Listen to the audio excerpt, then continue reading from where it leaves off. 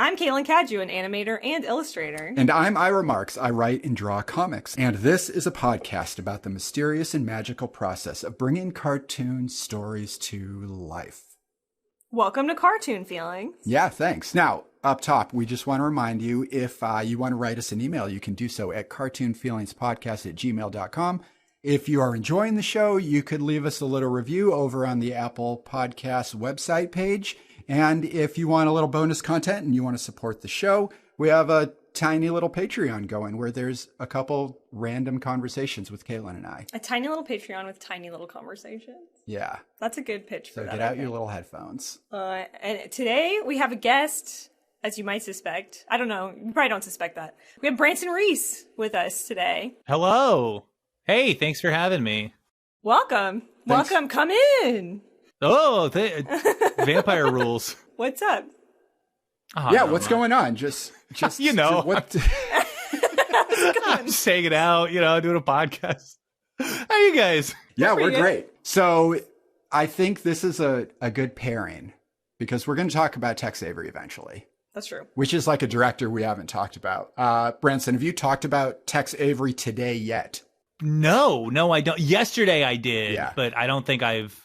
So you're getting me fresh. Like every morning I refill up on Tex Avery talk. Okay, good. So you're going to just pour and it's it all late in the table. day too. So I'm ready to burst. Yeah, your face is red. Your up. eyes are bulging. There's steam coming out my somewhere. neck is it's like the Big Trouble in Little China. Like I'm just swelling up. Steam just filling the room. It's gorgeous. Now, I think we got to talk about who Branson is a little bit. First of all, we need to point out that slowly this show is just becoming the checklist of Rude Tales of Magic people. I wanted to say that I didn't start doing are that you saying it's a intentionally. total coincidence? Because this is the third. It's just, I don't mean to unfairly judge the Rude Tales podcast, but it's full of talented, intelligent people. That's fair. Who work in comics and animation, which I don't think is my fault. No, Ira. you didn't, unless you're the producer. I'm just saying. No, I'm actually very curious what you mean by how would that be unfair? Unless that's I'm not confident in my assessment, so sure. I just baseline. They could actually suck. They could be full of shit. All right, so as usual, listen to Rude Tales, a thing we say every other episode. So we're not sponsored, but we are sponsoring that show. Sure. This is official. We're in mutual friends of the pod. Yeah, that's fun. Now, right? Wow, what an honor. Yeah. It's a very rarefied air for everyone. When you know that feeling when you're a friend of the pod. Yeah, I've heard that in the ad breaks, and I'm like, oh. We've been doing this for 2 years, just trying to get to some friend circle. Just to walk in their shoes for but one day. I had a thing I tried to popularize a few years ago. This is the stupidest, and a lifetime of stupid ideas. This is my dumbest. I was like, oh, I'm going to charge $70 every time I'm referred to as a friend of the pod. Mm-hmm. As if that would make me money and not just make people stop calling me a friend of the pod. It's not worth it. Yeah, but rapidly becoming the enemy of the pod.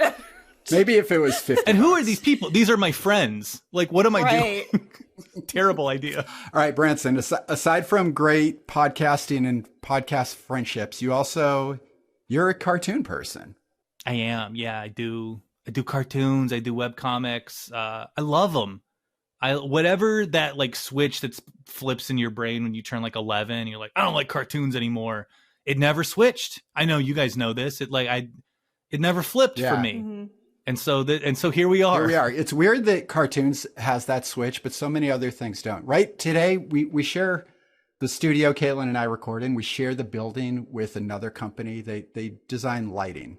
They're quite boring, but the people that work there are nice. Gotta. And whenever they kind of talk about my work, it's always kind of jokey. Yes. It's how many jobs have that switch that you're describing at that place? What if you wanted to be a fireman? Where's the fireman switch? Is there one? I think honestly it's just the boring people who are once you're an adult you can't do things you liked as a kid. And I'm like, I guess it's that an art sucks. thing, You're boring. People who think candy is just for kids. Yeah. I'm like, that fucking sucks for you. There's so much good candy. Nerds clusters are blowing up right now. Everybody loves them. What are you talking about? Very specific. You just hate fun? Now, I will say, as someone who's pretty recently yelled at by a dentist, there is you can't go too far. True. As with that, and cartoons, I think overconsumption of cartoons is also dangerous. Oh yeah, sometimes for your mind and starts for to your hurt. physical body. Yeah. So physical therapy is sometimes required. You see it online. You know what we're talking about. This like, oh, you should just watch anything else. Like watch a sunset or Right, something. right. For just can't for be just all pennies a cartoons. day, you can support some of the afflicted on our Patreon. All right, Branson, I just want to list a couple specifics of things you've worked on. So I think you have a collection of your Hell Was Full comics out pretty recently. True? I do. Yeah. It came out right at the beginning of the pandemic. Great time to release. I was supposed to go on a book tour. Aw. I couldn't do it. All the bookstores were closed, and several of them have reopened since. But That is that's so I know, sad. that's sad. what, But, you can't really complain about the Lost Book Tour when the whole store might be gone.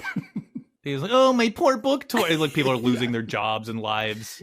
Oh, but I didn't get to go on a bus. It would have been cool though. It would have been, but anyway, the book is out. It's I'm biased. I think it's pretty good though. Yeah. So please go.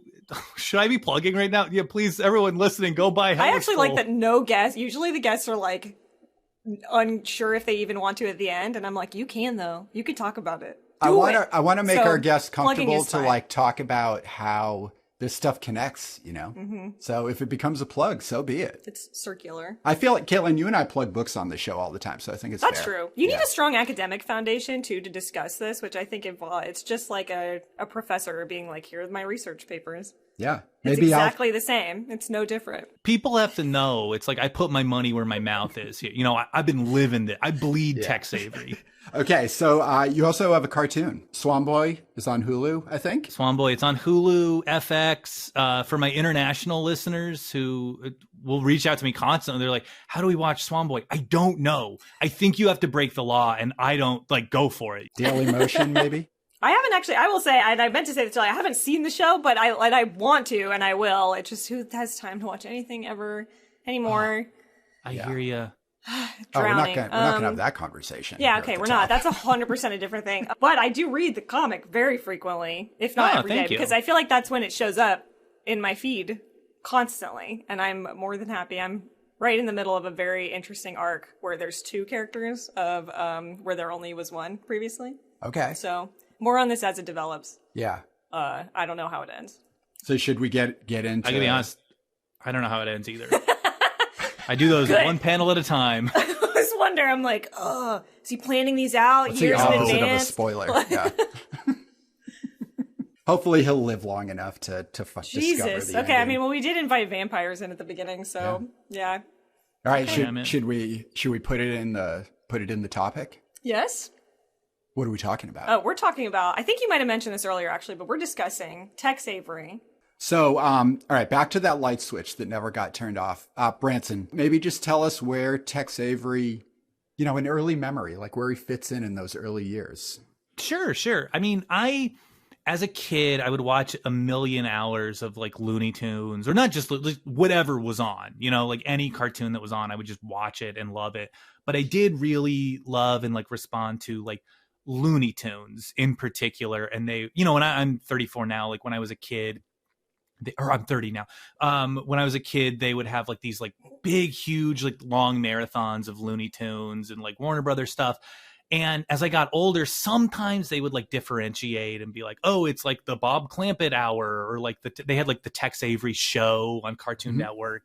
It was clearly like programmed by a bunch of nerds who like loved that shit. And so they were very into it. My parents knew I was into it. They got me this big book about like the history of Warner Brothers cartoons and like the different directors. And, as a kid, I was like, this is a comprehensive history. And it's not even close. Like that history was extremely intricate and complicated. And like, I didn't learn about Frank Tashlin until I was like 30. Like that's how deep it's not even that deep. It's just like, that's how casual I was for so long about it.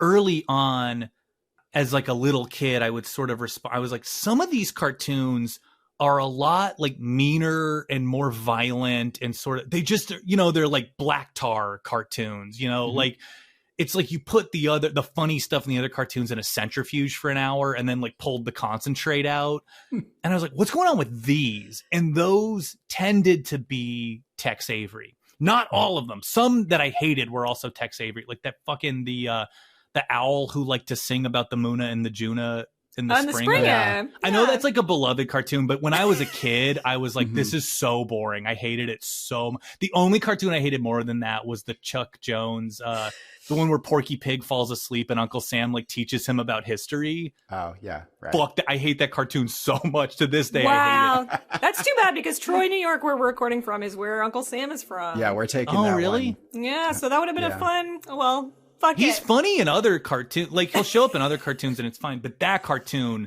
sucks ass. It's so bad. And I to this day, I like still hold it against Chuck Jones. Because they would show it all the time. They would show it on like President's Day or 4th of July. All these days when I was off from school Mhm. and I could watch cartoons, they'd show it. And I'd be like, you gotta be fucking kidding. It took me forever to like Scooby-Doo for the same reason. Because early on, Cartoon Network would just like, they didn't have a lot of original programming yet. And so they would just show hours of Scooby-Doo, which was, you know, like I'm 4 and I'm 5 years old. Like, it's so boring to me at that age. I've rewatched them since as an adult. They're fun. I have no Mhm. problem with Scooby-Doo now. But as a little kid, I was like, fuck this guy. I hate him so much. Scooby-Doo does not work binging either. Something we both recently discovered. Yeah, we just did the doing it. Scooby-Doo If you're watching it for episode, hours yeah. on end, it becomes one big episode. I feel the same way about a lot of these like theatrical shorts that Tex Avery made and a lot of these other guys who he exists in conversation with. Like, they're a blast to watch a few of them.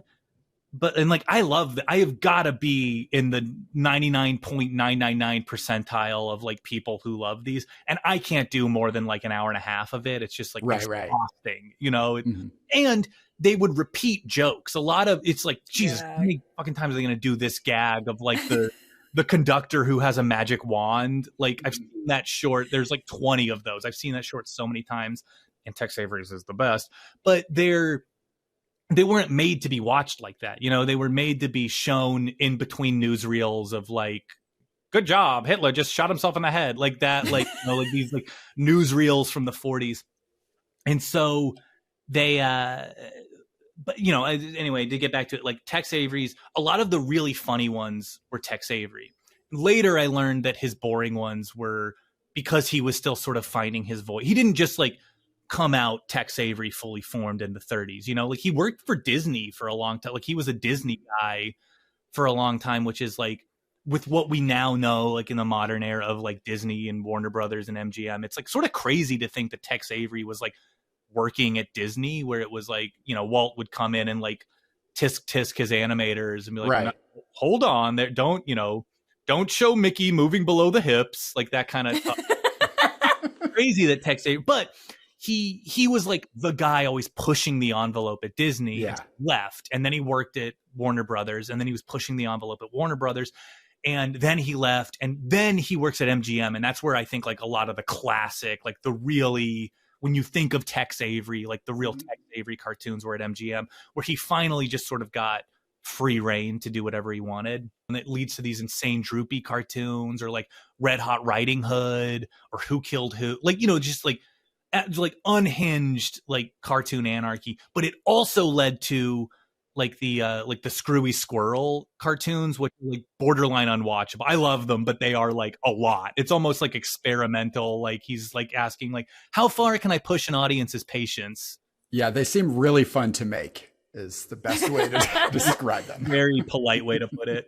They make me laugh, but they are a lot. Screwy Squirrel is like Tex Avery. It's as if he was like, I'm sick of funny characters. I want to make a funny character who's so obnoxious that we'll never have funny characters again. Yeah. So, but before we get way down the line to Screwy Squirrel, Caitlin. Oh yeah, sorry.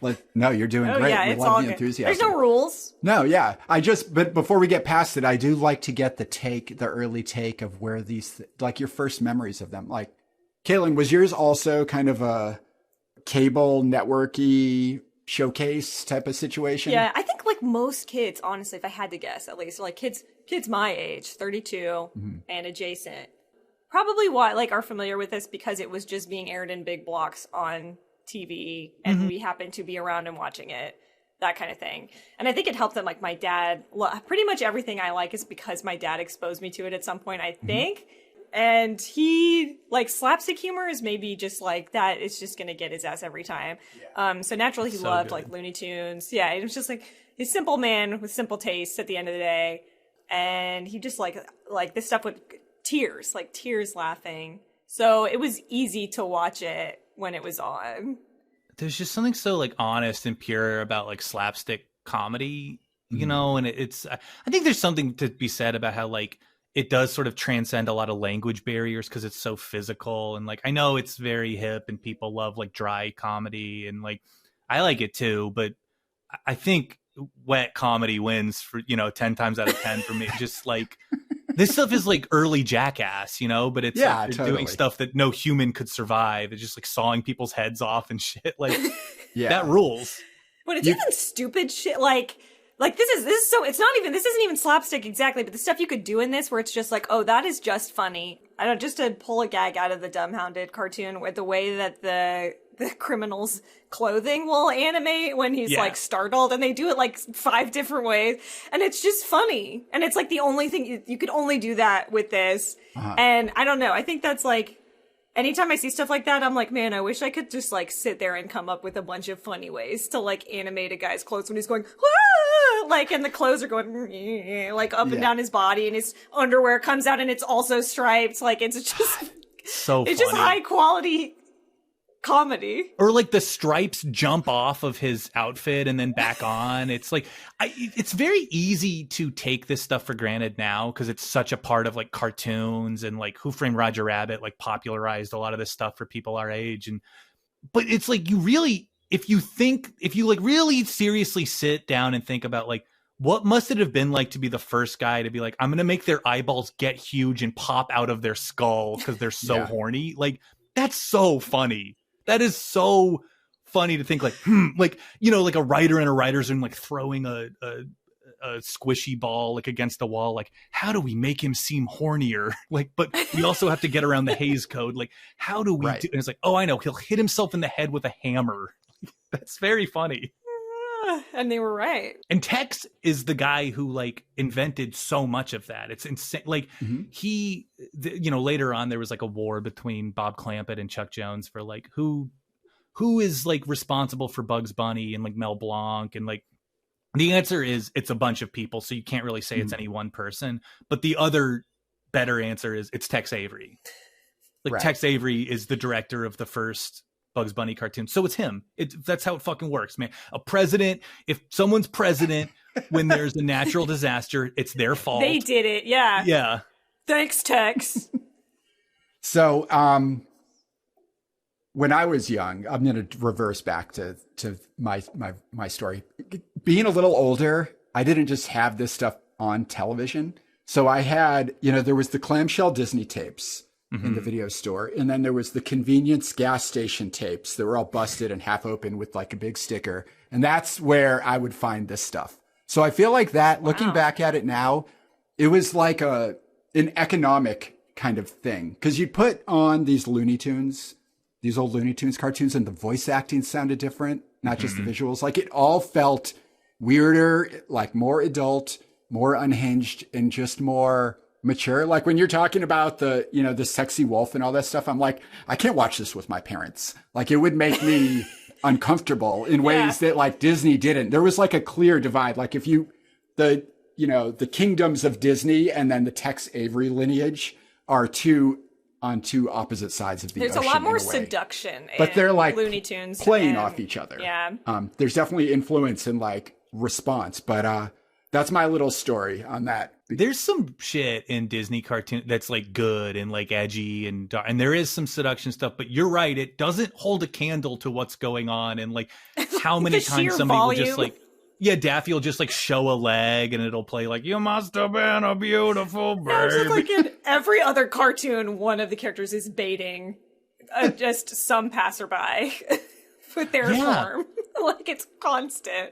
All right, let's get, where I'm realizing the more we kind of do these episodes of these early studios, like these kind of sweat box, like these guys had, I think when they were at Warner Brothers, they had their animation department was called like the Termite Terrace, like the Bob Clampett, Chuck Jones space. It's just, it's so I'm sure it was really nice at the time in a lot of ways, but like sounds so grimy and gross now. I like to get in those spaces in my mind. So let's kind of go behind the scenes a little bit. Let's talk about Tex Avery's origins, because this is interesting to me. As someone, Branson, who, you know, you're a cartoonist, you draw the comics, you put the pencil on the paper, you got the panels, you're doing the sequential art, but then you're also in the animation space, right? Mm-hmm. So it's like these two things are always talking to each other, historically, always have. So, you know, Tex Avery is a guy who was actually pitching comic strips and they just never caught. And then he ends up at the pen and ink department for, what is it? Walter Lamp, I guess. It's like the early Oswald the Rabbit shorts. Yes. So yeah. I don't know. I'm curious about you because Caitlin and I have talked about this a lot. Like, did you want to draw the comics on the paper or did you want to make the animation? Did you see a difference? Did you have like a career path you were leaning towards or? No, I mean, I still don't. It's just okay. like, I just love those little cartoon guys, you know, it's just like wherever I can get it. And as a kid, comic strips were just easier. It's like, oh, I can draw 4 drawings and I'm done. That's significantly easier than I need to draw 10,000 drawings that are all slightly different than each other, you know, and then sync it to this. I mean, it's like, I don't know how to animate now. I do thumbnail stuff for Swan Boy just because I love, like, I wasn't even really qualified for it. I just was like, can I do this? I'd seen so many pictures of Tex Avery in Tournament Tears with like the big wall of, you know, note cards. And he's like, and then this happens. And then this happens. Like, I want to do that. And they were like, great. Nobody wants to do that. Yeah, of course you can do that. That's a very like labor intensive job. So I did that for Swan Boy just because it was like, oh, that seems like an easy way to marry this with the skill set I already have. Although depending on who you ask, debatably, like of doing web comics and like, it's like, oh, I can just pitch web comics and then people who know how to make it actually move and look good will do that. And I was very lucky to work at Augenblick where they're like, everyone there is insanely talented. So it was like, oh, great. I don't have to know how to do shit. Yeah. It's funny, the aspirations that come about seeing these behind the scenes photos, like you're describing these shots of these guys leaning over a desk, looking at a bunch of drawings, or like Walt Disney with the Bambi deer, like feeding it a little bit of thing. You're like, there's something like those seem like little moments. You're like, somehow I want to do my version of that somehow, right? Yeah, I still want to do my version of that. One story that stuck with me is how Tex Avery was blind in one of his eyes. Oh, right. Yeah. Because of a prank at the Termite Tear. And this like, I think will, anyone who's like, who's Branson Reese? I think this will explain all of it. You can just like, you don't need to have heard anything else. As a kid, hearing about that prank, somebody was like, Tex, think fast. And they just like shot a like rubber band paperclip at him and like hit him in the eye. And he was blind in that eye for the rest of his life. Awful. Yeah. But my takeaway from that was like, that sounds like a pretty fun office. Like, obviously, yeah, like you got to pay the price every once in a while, but otherwise, like, that sounds like a blast. Like, I could just fill in the blanks of like, oh, they were clearly fucking with each other all the time. I'm sure they were just trying to make each other laugh. You can feel that energy. There was that Tex Avery clip that went around like a year or two ago where it's like it's like a million cartoons had this like skinny Frank Sinatra, right? Like when he first showed up, he was like a teen idol in the 40s. And it's like a skinny guy, huge head, and a bow tie that's wider than his shoulders, sings in front of a microphone that he's thinner than. And every woman in a 50-mile radius goes, Frankie! And just like becomes so horny that she dies.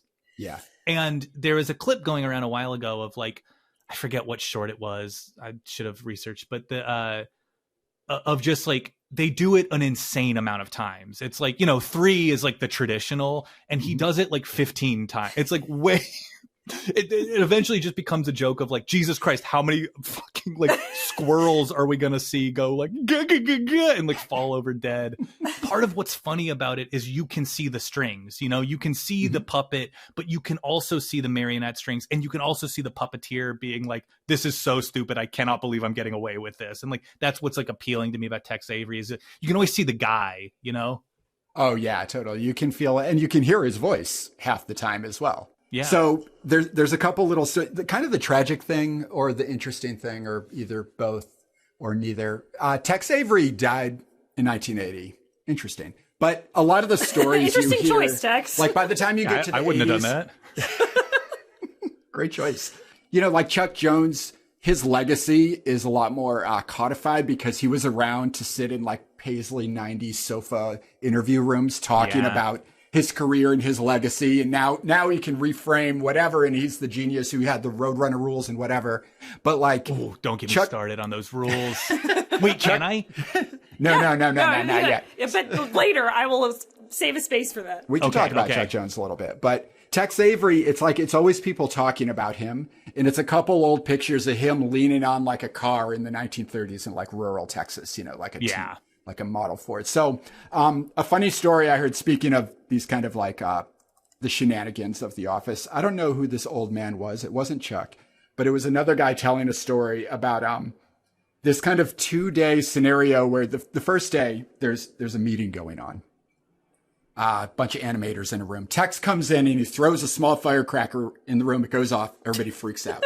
He thinks it's great, closes the door, leaves. The next day... End of joke. Hilarious. The next day he comes in. They're ready for it this time. He opens the door. He throws the firework, and everybody's described as like clawing at the walls trying to get out. Turns out, not a firework. Like, that's... Wait, what was it? It was just a thing, but he knew that they would think it was a firework, so they embarrassed themselves. I thought you were going to be like, it was a grenade. No, it's just like a piece of paper. It just killed 20 people. That's like the best way to heighten that, because it's like the first thing I thought as you were telling the story was like, oh, next day he comes in with a gun.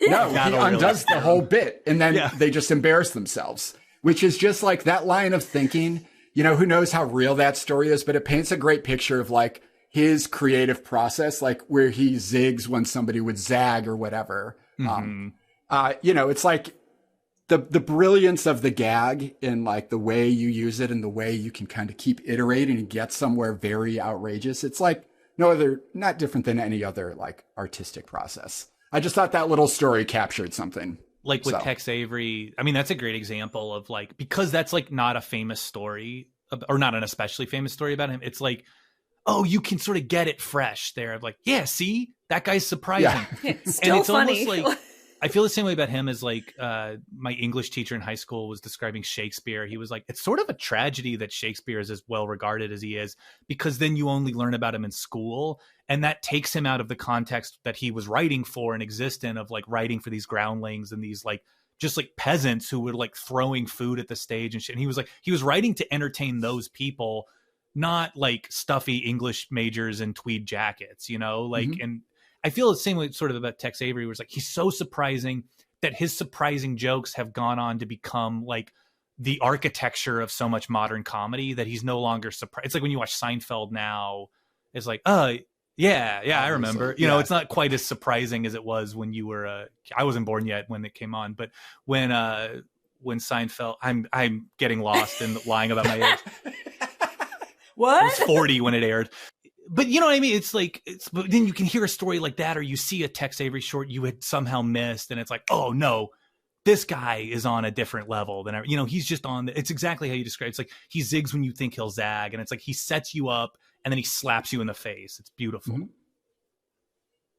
Thoughts? I agree. Yeah. Also, it feels like a poor follow-up, but I just think sometimes he throws in a joke that's extra stupid in there, which makes it funnier. And specifically, I'm thinking of the one I watched, Who Killed Who, which was great. I also hadn't seen that One of my before. favorites. Amazing, actually. But there's just a part where this guy's just running all over this like house trying to find this killer or whatever.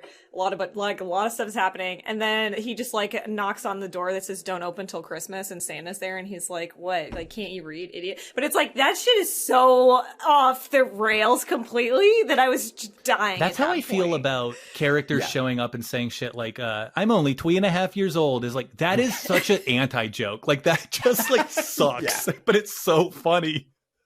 Or just characters going like, like, that's so stupid.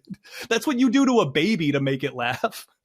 It was funny that he was putting that stuff in with like such adult things, where I guess I never really had thought about it, because you see these when you're so young, but everybody is just like, cartoons are for kids, especially this kind of stuff. But I'm like, there's a lot of stuff in here that kids don't understand. Yeah. Even like at any point, kids are just not getting this, because there's all of the, and then now we have like the historical layer where actually sometimes references need to be like researched. But it's like, in order to get the full scope of these cartoons, you actually have to like really give a shit and seek it out. Like this context too is like he was not not just him, like none of these guys, they weren't really making cartoons for kids. They were making cartoons for like shell-shocked GIs like who had just come home from the war, like that, you know, like, and it wasn't until like the late 50s, early 60s, whenever the Bugs Bunny show started airing, that like that was then for kids. It was like cut for television and shown specifically to children. And because of like the restrictions of the Hays Code, so much of it just remains like technically appropriate for children, even though it's like a fish saying like, now I've seen everything, and shooting himself in the head is like maybe not a great thing to show a 5-year-old, but you know, like it is like, it's certainly like appropriate enough that it like sort of becomes a thing for kids. And so many cartoons went on to sort of like live in like the ghetto of like children's, you know, children's entertainment is fine, but you know what I mean when I say that, like, right. Yeah. Like it's easy to forget. It's like, this wasn't really made even Disney cartoons at the time, like weren't really made just like for kids. They were just like for everyone to like, play general entertainment. Because you got to think like a kid in the 30s, it is in no way resembles a kid today. Like a kid in the 30s was essentially a 56-year-old man today, you know, like they were smoking and drinking and like going Working to a job, hard. like, yeah. But also not versed in media, really, right? It's like when these cartoons are referencing, you know, film noir and all these things, like it's all quite new, like, and probably kind of thrilling, right? Like how many movies, if it's 1938 and you're watching like a Warner Brothers short, how many films have you seen overall, right? Yeah, not every movie Like that's ever been made. Yeah, like just now. the thrill of like watching something is probably just exciting. That's why you can get away with the dumb baby voice, because like, I don't know, before I was just looking at a hill, and now I'm like watching. You've taken me on a journey, a fantasy journey. So like, you know what's interesting, watching some of the documentaries and getting the Tex Avery energy. I would say, like Caitlin, like this idea of when you watch too much of this stuff, it kind of makes your stomach hurt. And then sometimes I get that feeling for long periods of time where I won't go back to this type of content and admit how important it is to me. But the energy of Tex Avery in his kind of studio jumping and his kind of pursuit of these character types that have like social anxieties, and there's like economic status and all these like little things that really do define them. It's so different than Disney that I'm like, you know what? If I was to pick like the type of person I would want to be, a younger me would be like, well, I want to be like a Disney masterclass like animator. Sure. But actually Tex Avery is really speaking about the times and the people in the times. And I'm like, that's kind of like better. I mean, Tex Avery stuff is cooler. Is that like too radical to say? I feel like it's definitely cooler. We do have a great deal of fondness on it. I don't want to rile the audiences, but we love Walt Disney stuff because we grew up with all these reasons we've talked about a million times. Have all these episodes about it, blah blah blah. But I guess I was just like, I like art and I like animation, and they've done a ton of it, and it looks really nice, and they like really care about the craft. And I mean, there's a ton of reasons to find that appealing. But like, we've also talked a lot on this podcast that it's like, I would fucking hate Walt Disney. I wouldn't want to hang out with that guy. He seems like a jerk. Like, he doesn't seem cool at all. But like, this is more anti-labor man like America has ever produced. Yeah, kind of a really shitty guy, if I may be so bold. The House of Un-American like activities, they had to be like, Walt, that's enough. You don't have to keep giving us names. Like, he's the only guy. Get out of here. Right. They were like, we got him. Thank you. Truly an unhinged man. Loved his movies though. Great job. But like, these people, I have to always asterisk and be like, I don't know if anybody in the past is somebody I could confidently say that I would like to hang out with them. I mean, generally, there's just a lot of stuff is happening. A lot of stuff. I mean, there's a lot of people I don't want to hang out with now. But sure. I don't know. Maybe they're cool. It's definitely more of the energy that I would want to bring to work, or like to bring to my work environment, where people are like being very collaborative. Even readings, this is kind of adjacent to this, and I don't even know how much, if at all, they work together. But my favorite art book that I've talked about a million times on here is like The Noble Approach, Maurice Noble. But there's just so much stuff in there about how they work together, and it was a very collaborative process. And even it felt more so like Disney's very pipeline and regimented, and you have like the man, the men, and then all of the peons just like laboring away to enact these like higher up visions that have to just like slavishly adhere to, you know, the people at the top that say yes or no on stuff. And this felt a lot more like people just like screwing around and coming up with funny stuff and then putting it in there. And I'm sure that there were, you would probably know better than I would, Branson, just because I don't know a ton of the dynamics. I'm sure they fought about stuff. Like, I'm sure they didn't always get along about stuff, like, you know, but it just felt a little more like everybody's in this one mud pit. And there's a lot more fun of a mud pit than the Yeah, Disney they're more mud all pit. on the same level. It's the difference in approach of like Disney was famous for being a top-down approach of like Walt would come in and set the edict for the day, or like whatever mood Walt was in would determine like what the next week was going to look like. And it was inverted at Termite Terrace, where it was bottom up, where it was, well, not bottom because the ink and paint girls were not being treated well, but, you know, like relatively by the standards of like the 30s and 40s, that was bottom up, you know, of like these animators and storyboard artists and voice actors, like they were making all the decisions. And meanwhile, Leon Schlesinger, who was the Disney equivalent at Warner Brothers, who most living humans have never heard of, he would just be in a different building and he would just be like, yeah, I don't care. Just make Right. sure I don't get sued and that it makes money. Like that. He didn't give a shit what they were doing, which I think What a leads cool to better boss. art. Yeah, for Yeah, sure. Right. the kick-ass boss. And they would like make fun of him. Like they gave characters like Porky Pig has a stutter because Yeah. Leon Schlesinger had a stutter. That's cruel. That's like not even funny. That's mean spirited, but it is funny, I guess. Did he know about that? Yes. I mean, there's no way he couldn't have. Like, You're right, I guess. I don't know. Maybe he's just not watching these. I think it was just the thing where he was like, I just don't care. I'm like 25 years older than you guys. I don't care.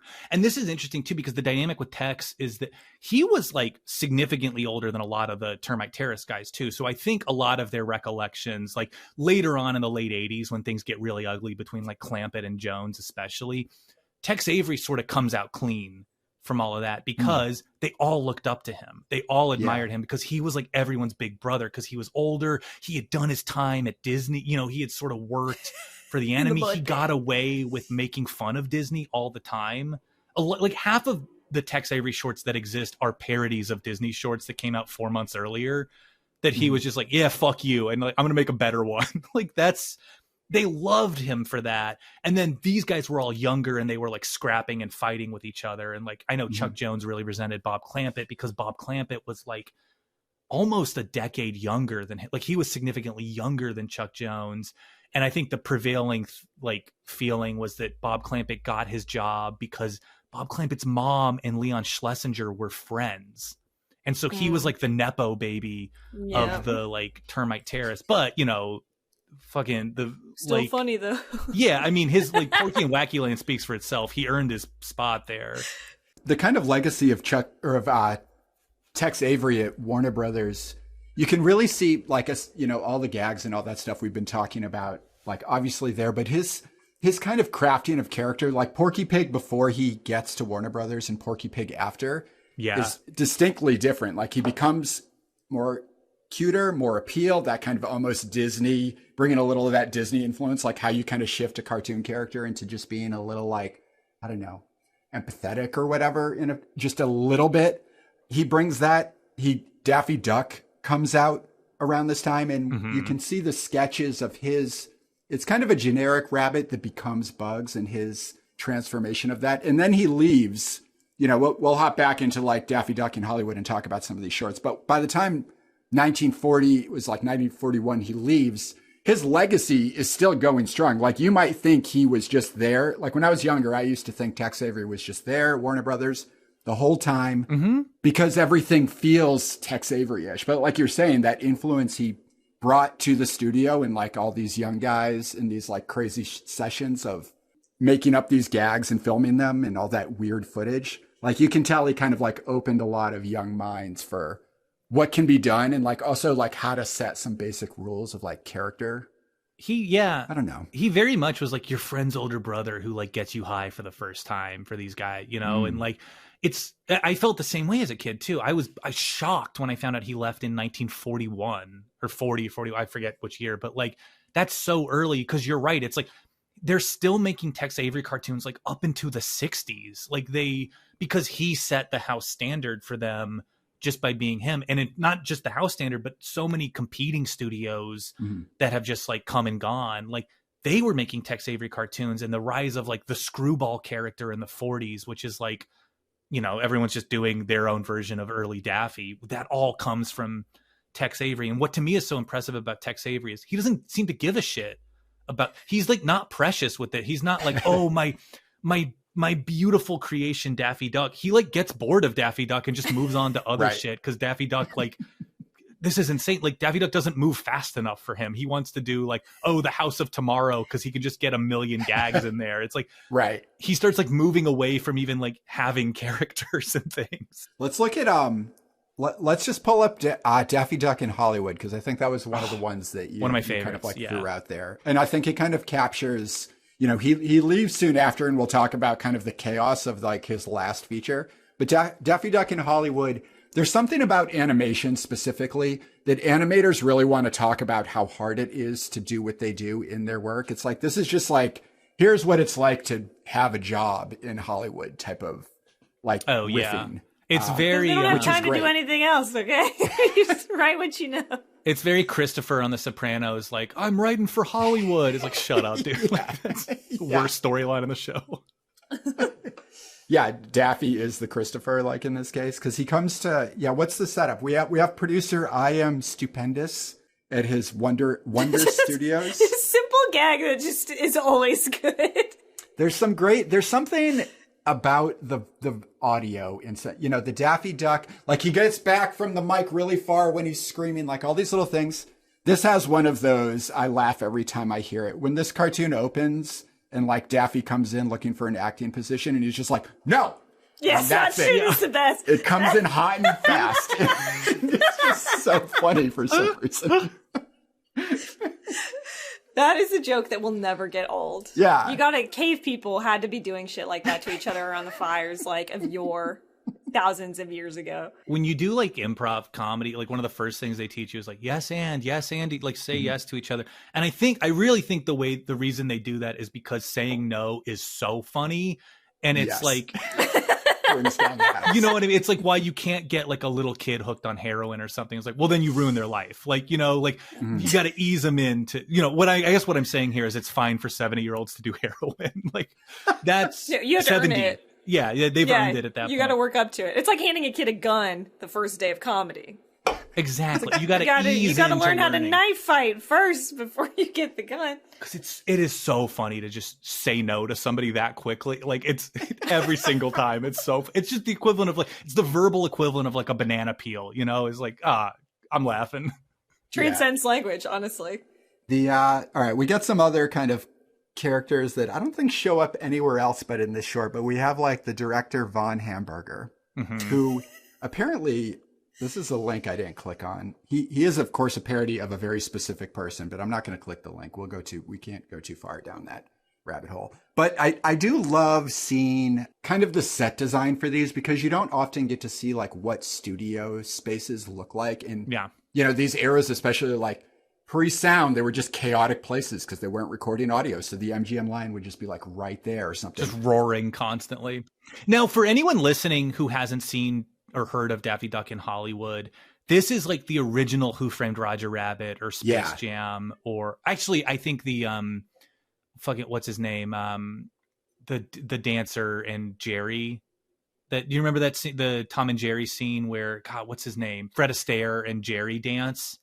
I think that might predate this, but it's around the same time, and so it's Daffy Duck in the real world. He's in our world with us, and he's trying to make a cartoon. It's very cool. Right. Yeah. He even is like, you know, trying to get out of a contract with Warner Brothers. He does that great little like smoke gag thing where he like writes out the name. It's just the sense of his bit, like this idea that cartoons came from like a vaudeville, like playing to the crowd performance, then becomes media that's like all behind the screen and then comes back out and starts talking to you again, is such a weirdly unique cartoon thing. And it's just very good. My hot take is I think this cartoon does everything Duck Amuck does. I love Duck Amuck. It's a 10 out of 10 cartoon. I love Duck Amuck. I think this cartoon does everything Duck Amuck does, and I think it's funnier. I like this more than Duck. It does the same, like playing with the space, you know, and like using Daffy as this figure of like, I'm caught in this insane limbo hell of like, it is part vaudeville, part movie, part something else. Like he's like begging the audience for like I want to live in the world with you guys, but I'm a like slave to this like horrible like system where just like unseen hands can like make anything. I think that all happens in this.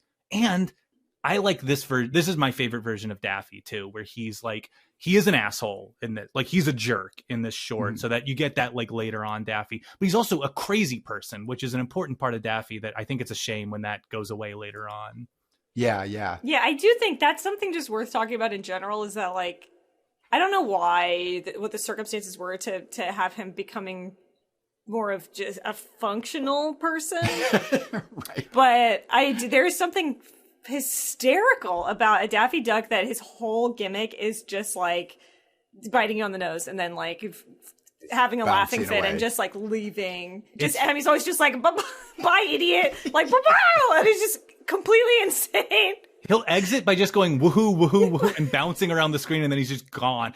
I mean, I know the answer to this of what happened, which is that Tex left, Bob Clampett left, and so then Chuck Jones ascendant, and his style of humor, and Mike Maltese is part of this too. Mike Maltese's style of humor is much more like crazy man, straight man. Yeah.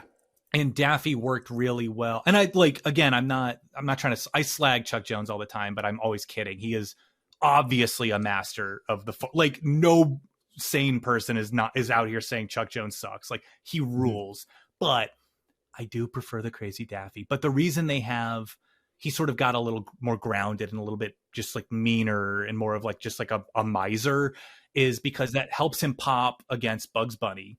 And then he, you know, he could be, you know, manic because Bugs is always so calm, but he can't be crazy. You know what I mean? He can be manic, but he can't be just like a lunatic because then Bugs doesn't make any sense. And so when you pair him with Bugs, he's got to go in. He sort of can only fit into that role, but he also got paired with Porky all the time, who Porky is this incredible straight man.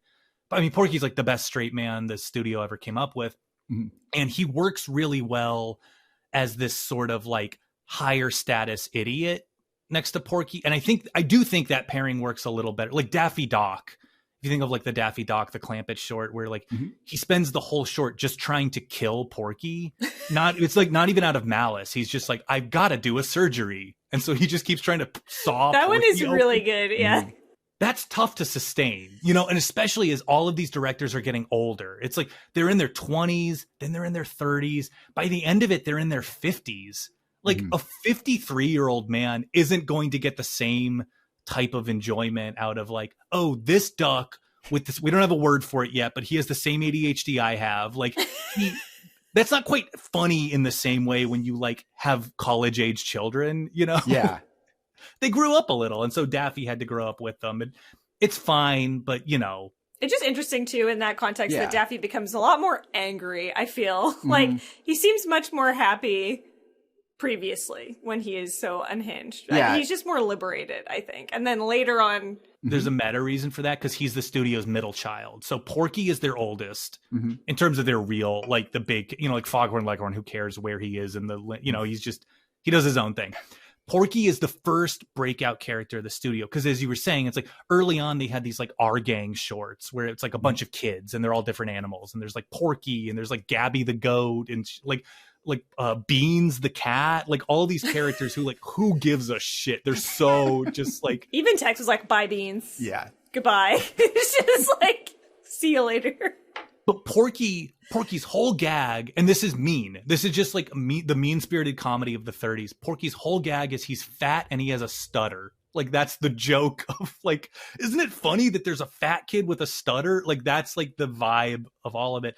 And then, so he's the breakout, but then because he's a breakout, and as you said, it's like Tex gets there. Tex can sort of mold him a little. Clampett really enjoyed working with Porky.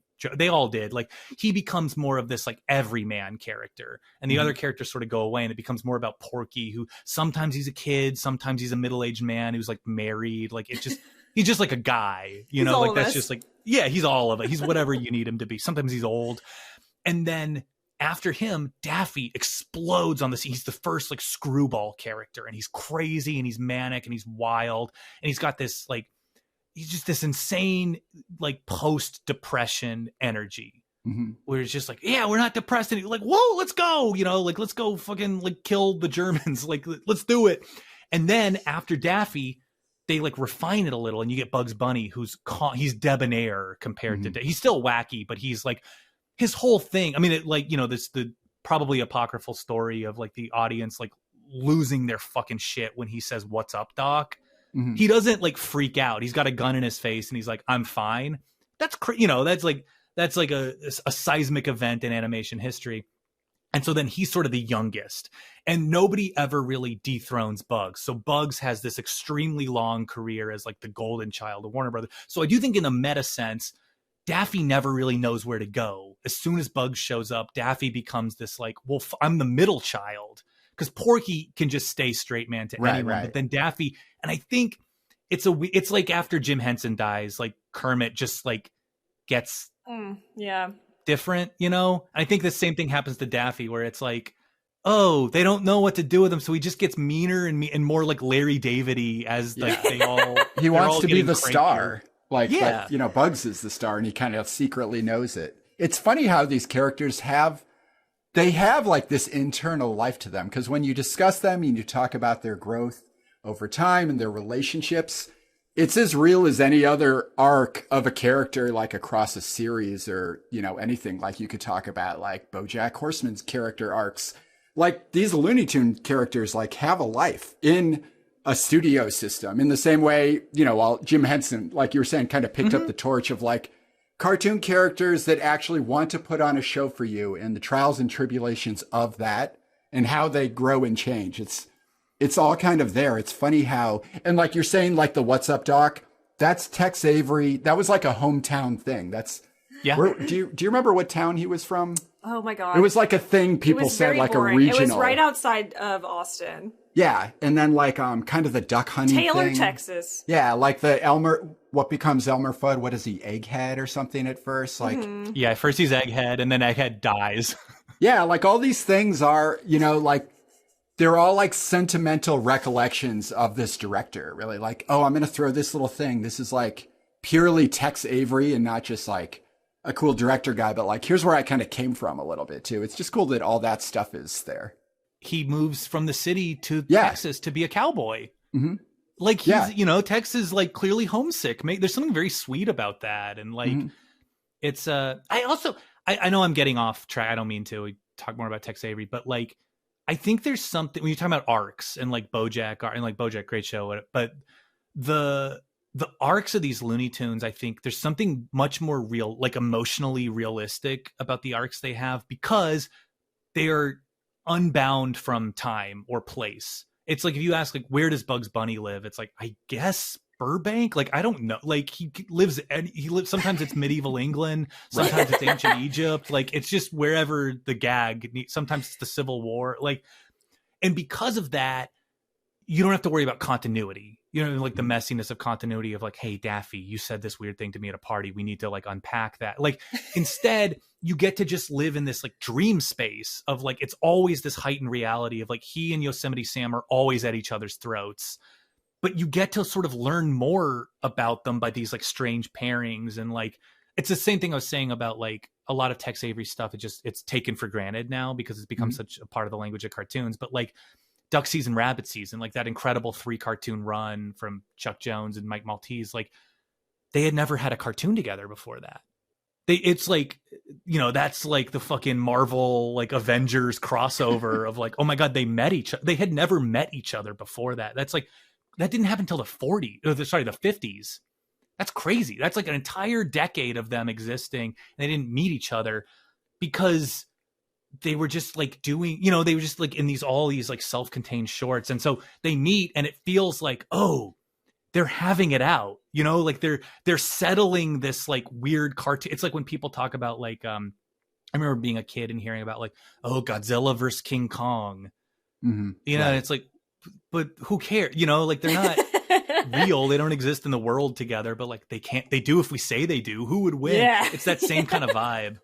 Right. But it sort of feels like they're actors playing different roles. But also, I'm wondering, I haven't seen Cloud Atlas, so I have no idea if this actually makes sense or not. But it's like a Cloud Atlas situation where it's just like this soul's traveling throughout time, trapped in like just contending their same like character arcs amongst each other over and over. But I feel like maybe that's the closest we can get to actually seeing that play out, because it's like they're being driven by people that are also collaborating in a very small, intimate space. But then again, yeah, sometimes I guess not doing that for a long time until they suddenly collide actually. Like, what other industries are there where that's happening? I feel like this is a very unique sort of situation where they have literally like, we're like a little squad of guys. Yeah, yeah. And we all like have the same characters and we're just swapping them out to each other and they're growing. And then we are literally working with them for 20 years or 30 years. And then like, this is what you get, is like, you actually get a timeline basically of them growing and changing, because they're basically people, just the people that are making them. I don't know if that was a coherent thought. No, yeah. But it was a thought. Exactly. I followed it. Yeah, we were there with you. We might just both like all be sick in the same way though. So yeah, not necessarily coherent, but I am there. Just spinning around. Okay, let's wrap up this little chapter here of the kind of Warner Brothers era. So Daffy Duck in Hollywood, 1938 classic. We get like the new version of Bugs, 1940, Wild Hare. Now here is where Avery comes off the rails at Warner Brothers. He has this short, 1941, The Heckling Hare, which is basically Bugs and what's the dog's name? But they're just fucking falling for a long time. And they're I had to Google it, but it is Willoughby. I think this Willoughby the dog. Gun to my head, that would have been it for me. Willoughby. Never would have been able to. Underrated name, honestly. I think Wilbur, bring back maybe, Willoughby. yeah. Willoughby. Have you seen The Heckling Hare? Not enough to recall it. It's just screaming and falling. I mean, it's just like kick-ass. a deep study look forward to watching it. in chaotic falling. But it becomes like he's taken it too far. And I think this is when what's his name? Schleicher, who I assume is still in charge. Yeah, he's still Schlesinger, yeah, Schlesinger. Welcome to my world of just names just turn into a Scrabble bag. You're doing great. In my brain. So The Heckling Hare kind of ends this era of him, because he's, I guess, according to a documentary, he's kind of getting in this debate with, he wants to do, and I think this would have been very funny, this kind of series of cartoon animal documentary pieces. I don't know if you guys have seen the clip of like, there's the wholesome, humble deer takes a small, delicate drink out of the pool of water. And then it's like, and the deer just like goes crazy. It's extremely funny. And I could see, because Walt Disney's doing all this documentary stuff and like winning Academy Awards eventually. I think documentary in animal story is like very much in the air in serious and cartoon art. And it's like, but Warner Brothers didn't want to do that. And I kind of like this idea of Tex Avery had this vision of where he wanted to kind of put his name and put all his energy, and he just never really got to do it. He really wanted to be, if you think of like the analogy of like Walt Disney is to Richard Nixon as Tex Avery is to Hunter S. Thompson. You know, like he wanted to be this guy constantly biting at Disney's heels for the rest of his life. And it's a shame he didn't get to just like ruin the rest of Disney. Like if he had the money and ability, he would have made an amusement park that's right next to Anaheim where all the rides kill you, you know, like if he could have gotten away with that.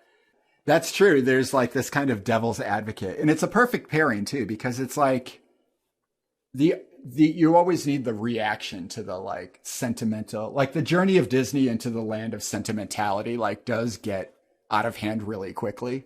Right. Well, it's a little gross. Being sincere is gross. We all know that. Yeah. If you tell your friends that you love them, that's fine. But you have to Bambi be like, is sorry, still great. it's gross. Yeah. So this is what that is. You're like, yeah, but it's dumb though. Yeah. Whatever. And like, it's funny. Disney's not funny. I don't know that anyone has hated anything more than Tex Avery hated Bambi. Yeah. You can just tell I've never even read anything from him on it. It's just like, I have no doubt in my mind you can tell anytime a deer shows up in one of his shorts, it looks up like, where's mommy? And it gets like shot in the head. Like it's so clear how he felt about Bambi. And the other weird opinion of his that's very funny to me is nobody has also thought that Of Mice and Men is as funny as Tex Avery. It's right. like It all comes from that. The Lenny bit starts here. God. He has so many huge dumb guys saying like, which way did he go? Like it's, yeah. If you think about like the actual content of Mice and Men, that is so cruel of him to think that that's funny. But like, boy, he made a compelling case, you know? Yeah. I tried his hardest. That's one of the toughest things, honestly, to talk about it, is that so much of that stuff is just like, it's punching down, I guess. I don't know. Like, how else to describe it? Complicated feelings about this, because a lot of it is, he's got a lot of straight up racist gags that have been cut from, you know, modern airings of things. And it's, you know, there's no defense. I don't think it's good to throw a blackface joke into the middle of your run of gags. Like, I think that's an ugly thing to do for sure. I don't think he was a hateful person. I think he was just sort of like lazy with, like, not lazy, but you know what I mean? Sometimes lazy with his taste in terms of like what he would put in there. I don't think he was thinking very much about like what hurts people and what doesn't. I do think like stuff like Beaky Buzzard or like having a big dumb guy in a cartoon is like, I think it's I don't know. It's not my call to make of like where the line should be drawn there. And sometimes they definitely go over it, but very often it's like, well, that's not that different than like Chief Wiggum or Homer on The Simpsons, where it's like the joke is that they're dumb. Yeah. You know, it's like, if I don't know. It's my feeling on it is like, that makes me feel weird. Mm-hmm. I think that's all you can do. I liked that. I don't know if it's still on there. I had a DVD box set of the Looney Tunes. I might still have it. I'm not sure. Just like a ton of Looney Tunes shorts. Probably not all of them, but quite a few. And they all had like a disclaimer basically at the beginning of the episode. And I'm like, that's all you really can do. And honestly, I appreciate that, because like, what else are you going to do? And just, you know, it's like, there's some fucked up stuff in this. You could do the Disney Plus thing where you just don't put the shorts up. Yeah, I much prefer, it's like, scrub the... Yeah. Air it with the disclaimer. Don't act like you didn't make Song of the South. Just put a 1 hour disclaimer in front of it being like, hey, some really rough shit is about to come on your screen. Maybe don't watch this. Yeah, it's so nice that the phrasing is like, it wasn't okay then and it's not okay now. And like, here it is unedited. And I'm like, that's an elegant way to put what is a very awkward situation. And yeah, scrubbing it from the timeline completely, like Disney does, just like Song of the South, really sucks. And also, we're all just looking it up anyway, so... I know, now I have to watch Song of the South on Daily Motion. Are you fucking kidding me? No way. Watch it in the original quality. There's something that, when you were describing his kind of like Bambi hate in the... You know, the idea that Bambi, when you read about it, there's like the conversation about gun control comes into play, because like the anthropomorphic animal and people kind of like connecting and then thinking of deer in a different way, and just like the popularity of the Disney studio. You could see Tex Avery as a hunter guy who's like making shorts about hunting like a couple of years before. It's like he kind of almost wants to paint a picture of the world that's like very ugly and very real. And it's so real, you kind of have to laugh. You know, it's not like he's the Joker of it all, but like... But kind of. Like Batman's Joker. But a little bit. Kind of. He kind of... I mean, if any of these guys are the Joker, it's Tex Avery. Yeah, it just seems like that, you know, when you think about, maybe, this is just pure speculation, but the context of the time and like what cartoons seem to be becoming due to Disney kind of like having a stranglehold on like the medium, to the point where like in the way people talk about, oh, cartoons are for kids because we can't distinguish the medium from the stories that can be told. You know, it's like he wanted to make sure that you could just say whatever you wanted to say. And that was like important to the legacy of like this new art form, I guess, which is why I wanted to make a cartoon about somebody just screaming for a couple minutes. Because wouldn't that just feel so good? I can't wait. I'm going to go home and watch it first thing. Was this also, because meanwhile, and it's funny that we were talking about like, oh, I can only watch so many Tex Avery cartoons in a row before I have to like stop, because he was the same way. He would like work himself to the bone, and then he would take 8 weeks and just like disappear up into the Pacific Northwest and come back married. And you'd be like, yeah, sorry, I had to just cool my heels because like this is killing me. Like But that sounds amazing. How do I get into that situation? It would be so nice to be able to just be like, oh, I'm just going to leave for 8 weeks. Are you kidding me? I will pay any price. Please keep going. No, but that's it. Like, right. He had the same experience with his cartoons that we did. And I think that was a big part of why he would just move from he would just burn up a studio. You know, he would just like use up every part of the Buffalo at Disney and then at Warner Brothers. And then finally at MGM. Right. He got free reign. But even that like sort of burns up eventually. Yeah. So there's a brief stint. Paramount releases 3 shorts. I guess he has a contract for 3 little shorts. Down on the Farm, In a Pet Shop, and In the Zoo. Sounds fun. Yeah. All animal related. So Paramount puts those out, and then quickly within the next year, he's at MGM. And this is where he comes up with Droopy Dog in that first year, and they give him his own like department, I guess. Like he had the reputation. So here's where, like you were saying, this is where kind of all the masterpieces really, I mean, there's a lot of like great stuff early on, but when you watch some of this MGM stuff, it's kind of in a different class. Part of what's incredible to me about him too is he didn't choke at this point. And I feel like I've seen this story a million times and this is where they choke. Mm-hmm. You know, it's like, fine, you know, like Kenny Powers goes to the major leagues and he walks off, you know, it's like, that's right. He has a lot in common with Kenny Powers now that I just pulled that out of my ass. But like, he like, you know what I mean? It's like, well, he did it. Like he went to MGM. He did this thing. He had been sort of like moving towards his entire career. And then he fucking killed it. Like, that's insane to me. Like, I just know, maybe because all of my friends are comedians, I just know so many people who self-sabotage and like could not do that. You know, it's like, all right, here's everything you ever wanted. Welcome to hell. Now you're on the hook for everything. But Tex Avery was just like, all right, I'm going to make 15 classic cartoons in like 3 months. Caitlin, I was thinking in the kind of like rude Tales of Magic canon that we're building here, Chris Hastings on the show talking about Who Framed Roger Rabbit. All of this like MGM-ness is really like the 80s directors that want to reference cartoons. I feel like it's all so much coming from like the Tex Avery more than Disney or any of those other guys. Oh, yeah. I think so. The bits are all Tex Avery. Well, it's the comedy. Like Disney is not. I don't want to say Disney's never funny. That feels like a very broad brush, but it's not funny in the same way. It's just not the same thing. And I guess that also feels like a little bit bullshit because the like Mickey Mouse cartoons and stuff, I don't think had the same like lifespan after the time that they aired in the same way that like Looney Tunes did. Like I don't really remember watching a ton of those on TV, some, but not very many. And then like there's a lot of good Donald ones. There's a lot of really good Donald stuff. The Autograph Hound is really good. There's a lot of good when Goofy is George Geef. When they just do the like the infographic, like how to play football. Yes, those are timeless. That is true. All hits. Those are all really good. But I feel like, I mean, it's like that's riffing off a Tex Avery bit though, because he was doing that way before. Well, the thing is, it's also like you got to keep in mind with Disney in this like era is it's not just Disney. It's a lot of like guys who would have fit in totally at Termite Terrace. They just wanted to get paid more, so they worked at Disney. You know, so it's like.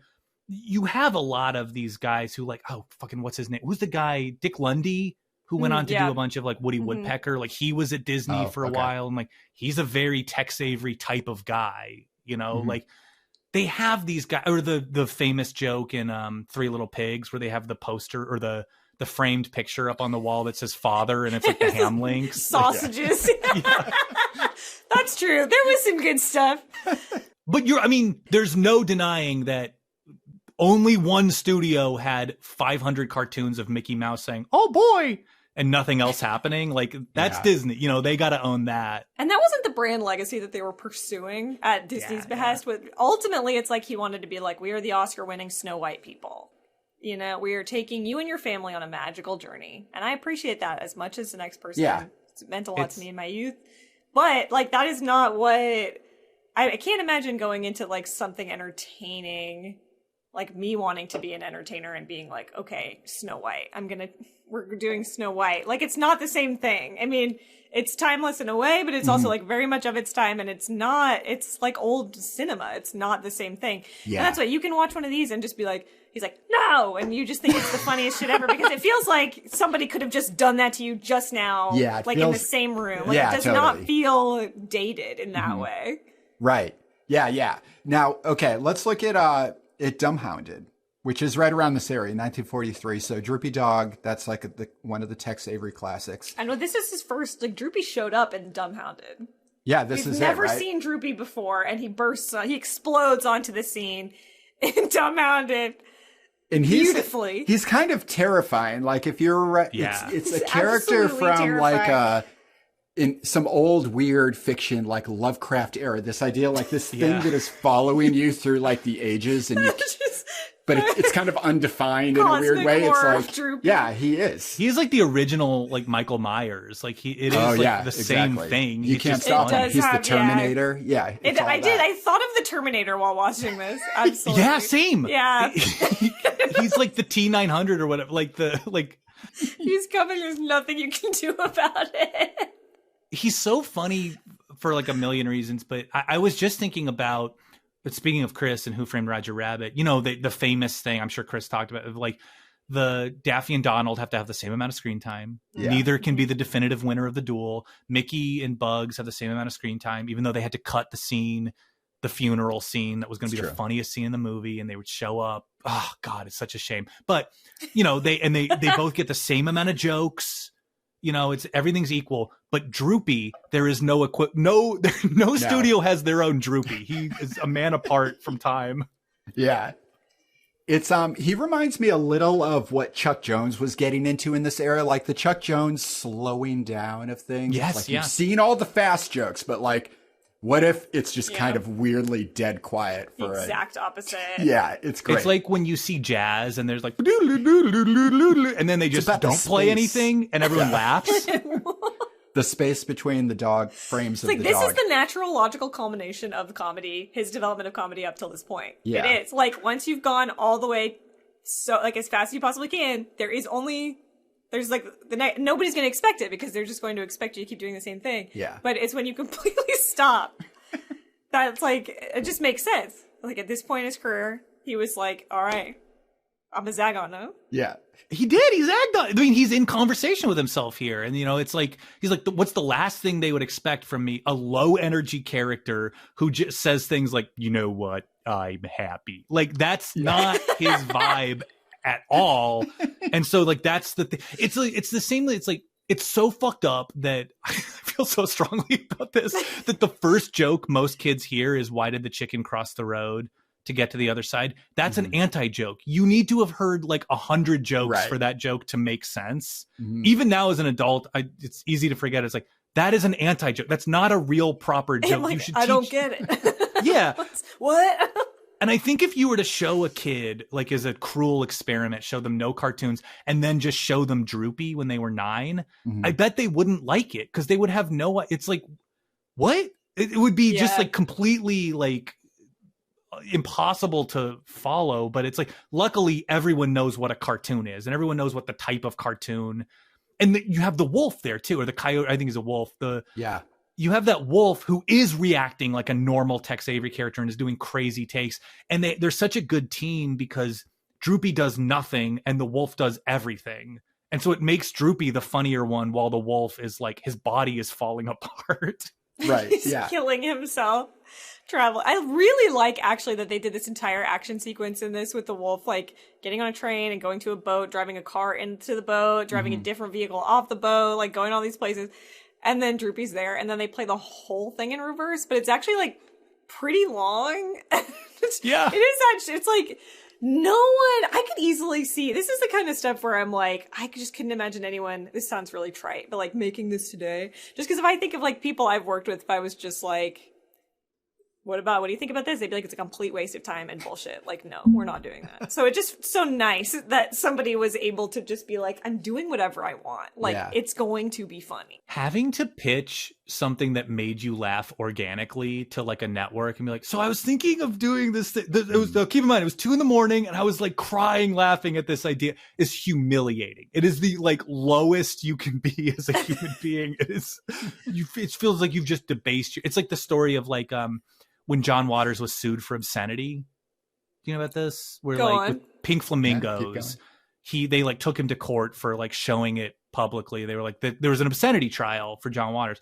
I believe he won, as he should have. But there's John Waters quote where he's like, I thought the singing asshole bit was the funniest thing in the world until I got into a courtroom and the lights went out and we projected it onto a screen and showed it to a courtroom full of unhappy people who were not laughing and who were upset. There was a jury there, you know, like it really takes the wind out of your sails. And that makes me appreciate Tex Avery even more. He's like the resilience of like, no, fuck reality. I'm going to do what makes me laugh. Yeah. You got to hand it to him.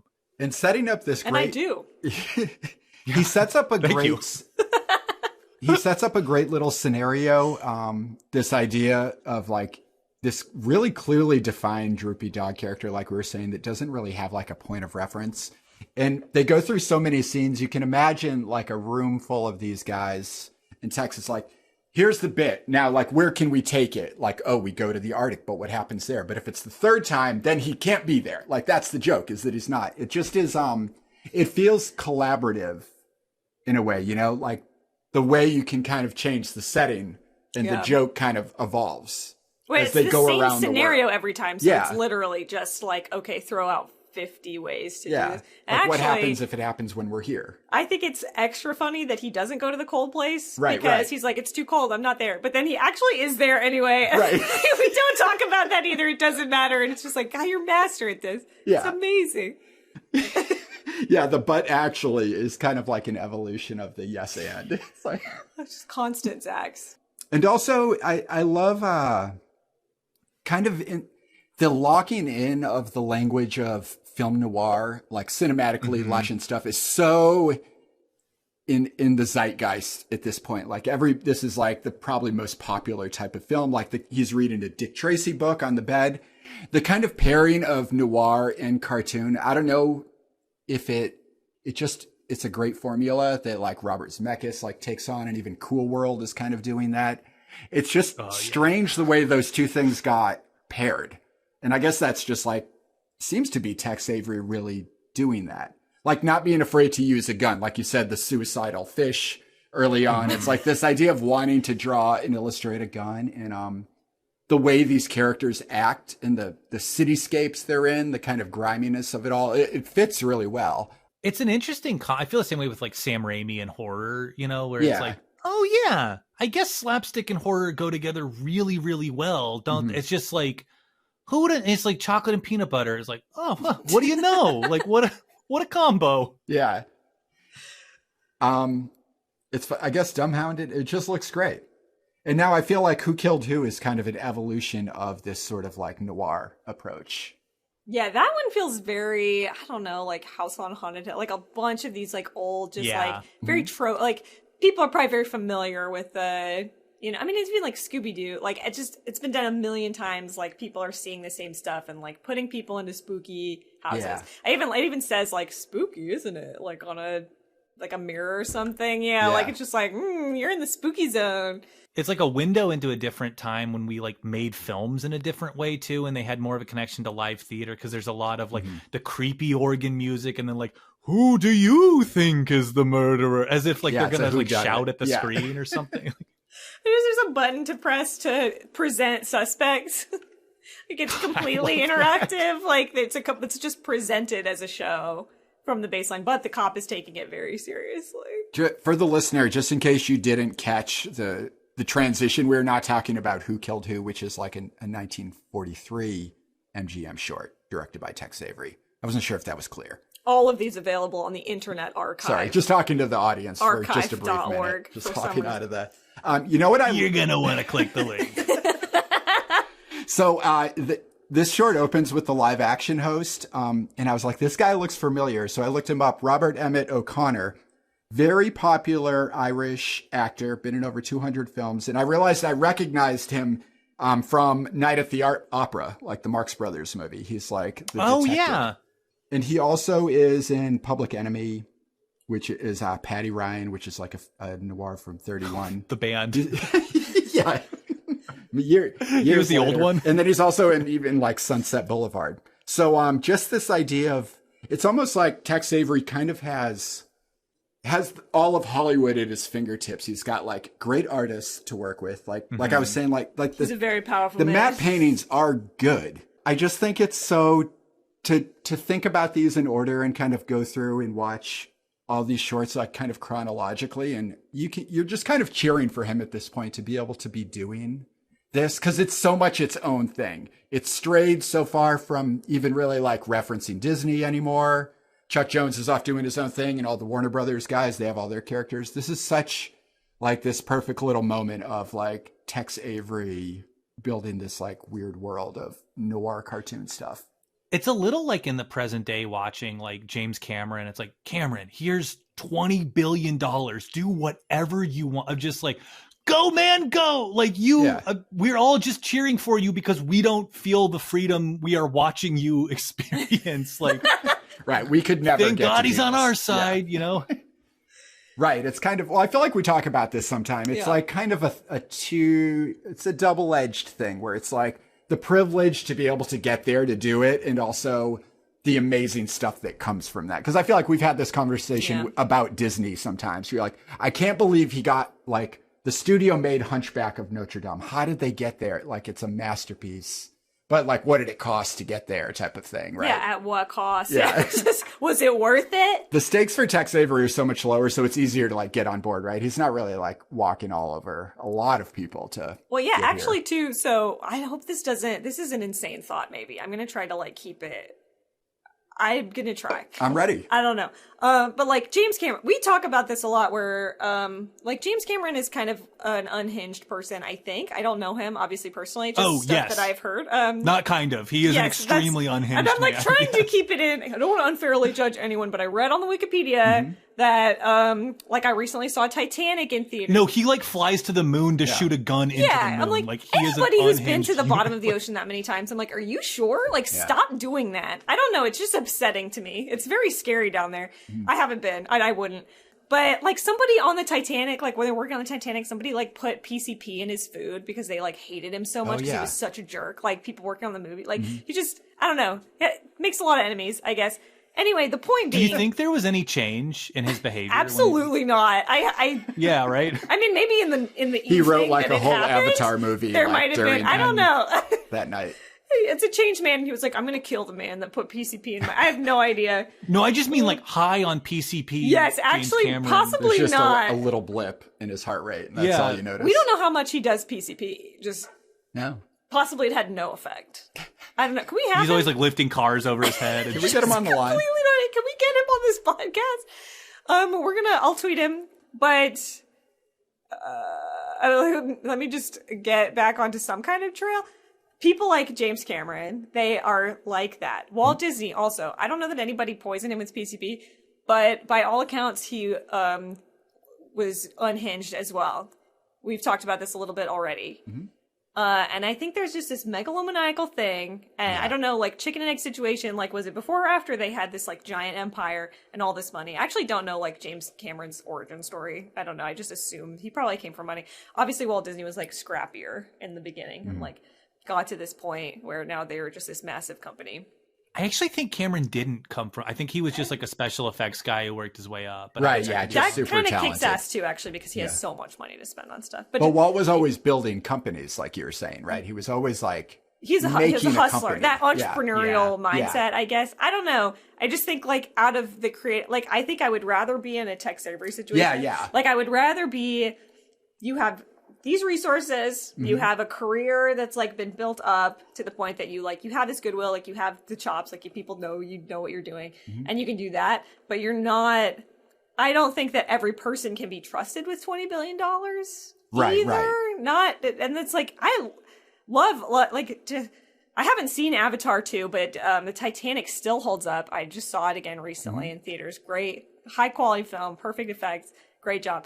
But, like, then you get, I'm not trying to, like, slander every director that's ever lived and, like, exist in the world. But, like, we've talked about this too. Like, the George Lucases of the world that I think, like, actually make better stuff when they have a lot of restrictions. Yeah. And then when you have a bunch of money and, like, all of the power in the world, you actually make stuff that kind of sucks. Or, like, it's just, like, you get power mad. And you're like, well, I can do whatever I want. And then you just make stuff without any kind of, like, struggle that makes it good. Right. Well, it's like the Marvel style. Like, they don't have to plan any shots because they can just fix it in post later, always. So that's why everything looks like sludge. Unnerving, amount of just, like, change the clothes. Like, that It's weird. I don't know. I want the tactility of this. Like, I want the smaller scale things. I would like for more people to be in this situation where you have a certain amount of money, you have like a team or whatever, you have access to that, but you also still can just like do whatever you want. Tex Avery's more like the types of productions that exist now. Like nothing gets to be a Disney anymore. Like James Cameron, like these figures, that's probably kind of over. It seems in a lot of ways, right? Like these opportunities to kind of just run a whole industry in a way. Like Tex Avery is relatable because he's a guy just chasing weird ideas. And sometimes they take him back to square one, right? At another studio. And that just seems like the way most people do things now. Even if you're like successful, like you're still probably like starting over half the time. So I feel like and then he started over after this and it didn't take. No, yeah. So the last little run here, just kind of chronologically, 52. So who the cartoon we're just talking about, Who Killed Who, 43. By 1952, he takes a year-long break. He's like, this is one of his like burnout phases. Yeah. And he thinks he's going to come back, but he doesn't. He takes that year off. He comes back to MGM, doesn't quite come back around. He makes 4 shorts. I don't remember what they're called, but then he goes over into just TV advertising. And the last thing you can really see, there's a couple little like artifacts. There's like this Bugs Bunny. I think it's a Kool-Aid cartoon. Have you seen this? Is it Kool-Aid that he's advertising for? I don't remember, but I just remember the ad, you know? Yeah, definitely there's like do Kool-Aid stuff. It's kind of a cool little like that, you know, it's like, oh, we're going to get the original Bugs Bunny guy back. So like pretty cool 1960s to be like bringing back the guy to do Bugs again. Yeah. And then 1979, Quickie Koala is this Hanna-Barbera show. And then that's it. Then he passes away the next year. Yeah. But like, there's not a lot. I'm probably missing something, but it's like you were saying, there's not really a lot of content out there after the. It's a real shame too, because he died right before, like the 80s was when people started to like, look, I know he's a bad man, but like John Kay and like these kind of, you know, like these people who like grew up loving this and wanted to bring it back, or like he missed it. Yeah. He died right before that. He would have been the biggest. Before. Yeah. He would have been the guy. Yeah. But he died before the mudslinging started too. So he sort of retains this like holy spot in the canon, you know, like he's always going to be the like George Washington head on the like comedy Mount Rushmore of this, because he's sort of just above that fray. Yeah. You know, like as great as Chuck Jones is, like he did diminish himself by getting into these petty squabbles late in his life. It's like, come on. Oh, and can I talk about the Roadrunner rules? Go ahead. Yes, I'll allow it. Okay. They're bullshit. They're complete fake. Mm-hmm. He made them up years later afterwards. And the thing fine. Okay. He made up the rules after, but the thing that's like the most fucked up about it is the Wile E. Coyote shorts don't adhere to those rules at all. I mean, a lot of times they do. Like he was definitely like identifying some patterns, but like it's bullshit. These weren't rules that were there from the beginning. That is like, to me, what's frustrating about that is he's diminishing what was actually interesting about this, which is he and Mike Maltese perfected the Chase cartoon, and instead creating it this weird like, oh, we had these rules and we always followed these rules, and if you watch the shorts you can see us following the rules, which is like so contrary to the spirit of those cartoons and what makes them fun. It was like, this was a group of people breaking rules, not following weird rules that they set up for themselves. It's a very old man thing to say, and I think it's obnoxious. And I also think it's very funny that somebody brought this up in an interview with Mike Maltese, who wrote all of the shorts, and they were like, what do you think of the rules? And he was like, first I'm hearing of it. What are you fucking talking about? No, we did not have a list of rules on the book. He would have been laughed out of the studio if he like came in with a list of rules. And all of that would be fine, but again, the shorts very, very often break those rules. So like, what are you even doing, man? It drives me up the wall. I genuinely, this is my hot take on this, I guess, but I doubt this is where it's coming from. I don't know where it's coming from when people say stuff like that, but I'm like, you're like actively harming like students of your work who like want, or like people who want to get into this industry and pursue this, because you're feeding them bullshit. And it's romanticized, and in just like such a sad way that like, you're like, oh, well, we were just so perfect that we like, had these 10 commandments from God himself on the mountain that we, and we just and we adhere to them strictly, and we spun gold out of that. And it's like, none of that is accurate. And that none of that is how funny good stuff gets made. All right. I have to throw myself under the bus here because as a teacher, I definitely have printed out those Roadrunner rules at some point. Sorry. Oh, it's a lot. No, not recently. Because I know what you're saying, this sort of reassessing of them. But 10 years ago when I was y'all's age, because I'm 40 now, I definitely pulled those out. I'm like, wow, this is really interesting. No context. I just found them on a Tumblr somewhere. And I'm like, oh, now I have a way to talk about cartoons with my art class. So I think that's the only value, because I definitely agree with both of you that it is psychologically harmful to reverse engineer this structure for a creative process. But I think the reason it sustains is because it's a way to make a YouTube video about something. No, that's definitely true. So it's more it opens the door, but don't look back at that door. Walk through it and experience the thing, but don't think that there's a true structure. And I'll say that defines it.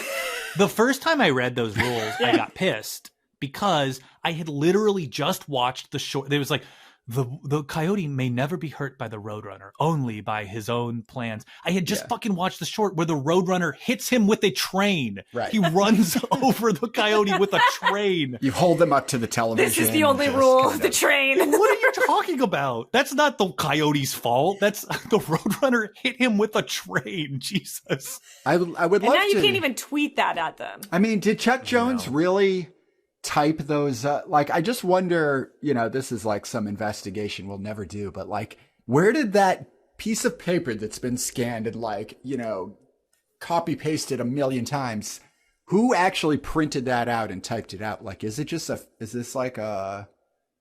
it fake? I don't even know. Allegedly, I think Chuck Jones did. You think he really did? Typed it up. In a word processor in 1989 or something, long after the fact? It's just kind of I don't know, yeah. When did they first appear? My guess would be the 70s.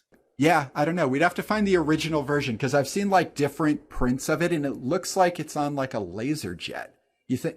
I've never seen a hand typed one. I don't know if we're talking about the same version. No, it's absolutely not. It looks like it was published in a book for the first time. Yeah. Oh, well, there it is. That explains it all. He's trying to sell his book. Well, it's we could talk about the illusion of life in this kind of way as well. Some of these ideas of how to study animation. You got to. Stephen King's On Writing book is the same bullshit too. It's completely hypocritical. It's anytime you set down to create curriculum or whatever for somebody, you're just destroying it in the way we're destroying these cartoons by talking about them. God, now we're on a whole academic discussion, which Sorry, I think everyone. is really interesting. But go back an hour and a half. I think the biggest problem is when you're not just very upfront about the fact that you're trying to provide a tool set for thinking through problems. Yeah. And then it's something the Roadrunner thing is not doing because it is very this is how the episode works, and we don't do that thing. It's very specific. But I remember reading that Pixar had 22 rules for storytelling. That was a thing I've for a read while. these, And I was I don't even think these were official. I think some story artists there were using it potentially. I'm not even really sure. But they're all they're not rules. They are ways to think through, if you're stuck with a character development moment and you need to figure out, okay, what are they going to do next? Well, think about it in these terms. It's that kind of stuff. It's literally just ways to reframe a problem or, think about basically just getting unstuck, honestly, a lot of it. And I'm okay, this is there are situations educationally where this probably has a use, but it's weird to call them rules. I don't think they are rules. And is that really helpful? I don't know. This is a whole episode. It's mistaking these for tools that define the process in some way. Yeah, and it's sometimes like a recipe or something. You ever you hear somebody be this is how you do it, and you got to do it this way, blah blah blah. And I'm that fuck you, it doesn't work for me. It just straight up doesn't work for me. It's not how I work. And it's just because that's not everything can apply universally to everything else. And so it just feels very kitsch to put down the reason it was so good was because we adhered to all of these rigidly, and I came up with them, by the way. It's fuck off. No, you didn't. And it just give people the ability to figure out what works best for them. That's what. So as a jumping off point for conversation, it's all that stuff is perfectly valid. I think this is when you're just buy my book and you know, Yeah. try to glean how I like did stuff that were getting into fucked up territory that a lot of stuff is like. A lot of animation stuff is like that. Let's do a little experiment. We had an episode where Caitlin was asking me about like making comics. I've asked you a lot of questions. Let's ask our guests, if you're put on the spot, you know, you're visiting a college course and they're like, Oh, sure. Mr. Reese. First they ask if you're related to, who's the Reese from Terminator? Oh, Kyle? Yeah. It's been a long That's time the first since I've seen question. Terminator. You say, Yeah. no, you're not related to him. Second question. Oh, I lie? No, that's my brother. Okay. Second question is, how do you make a joke? Like, how do you be funny? How do you be so funny, Branson? Yeah. How do you like make a funny, like, what would you say? Yeah, I mean, great question. There's a school of thought that I have not mastered that, and I don't know how to do any of it. I mean, how do I tell a story? Yeah, you got comics. The only real answer I would be able to give is a panel at a time. I generally don't go in with a punchline, which I think you can tell. Like, I don't have a punchline ready. It's just like I go until I feel done, and that's how I do it. And if that leads to more, then I'll just follow that. It's like this is like any like creative advice I can give that anyone can give that's honest, I feel like is always very frustrating, because it's like, yeah, man, it's hard. I don't know. I just sort of close my eyes and push. Like, I think I go until I feel done is very inspirational. Yeah. I could put that above my mirror and just be like, okay, whenever you feel done, Kaylin, you're good. feeling good. Let's get out of here. Really a two panel today. How convenient. I feel done today. I mean, in terms of how to be funny, it's like, okay, I'm assuming I'm talking to like maybe a younger audience here. And it's like, you already know how to do that. Or like, I mean, maybe you're a loser. Like, I don't know. But like, most likely you already know how to be funny. Like, what do you do with your friends that makes you laugh? And then just chase that. Just think of that and chase that. And eventually you'll find it. And eventually you'll make yourself laugh. And you have to just be comfortable with like, you're probably going to make like 500 things or so up top that you're not going to like and that won't make you laugh. And nobody gives a shit. You're fine. Mm-hmm. That eventually one advice. day, that's reassuring. yeah, one day you'll put the gun in that fish's hand and he'll commit suicide and it'll be hilarious. And that's when you'll know you've done it. Yeah, you're funny.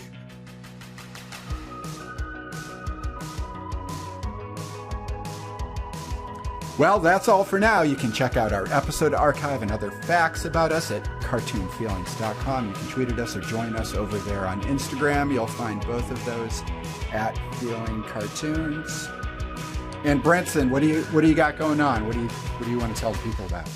You know, I'm glad you asked. I've got Swan Boy. You can watch it on Hulu. You can watch it on FX. As I said before, if you're listening in another country, just break the law. Go for it. Hell Was Full, check it out. It's listen to Rude Tales of Magic. It's a D&D podcast, very funny. Listen to These Those Stars of Space. It's the same cast as Rude Tales, but it's sci-fi, and I love it. It's my favorite podcast. It's March. And get ready for St. Patrick's Day. You're gonna love it. Ever heard of it? Green beer. Yeah. If you're enjoying the good content that we just made in this podcast, please go to applepodcasts.com or whatever it is. Leave a review. Tell your friends about us. And if you want to sling us $1 or $2 on Patreon, you can do that. Thank you. Goodbye.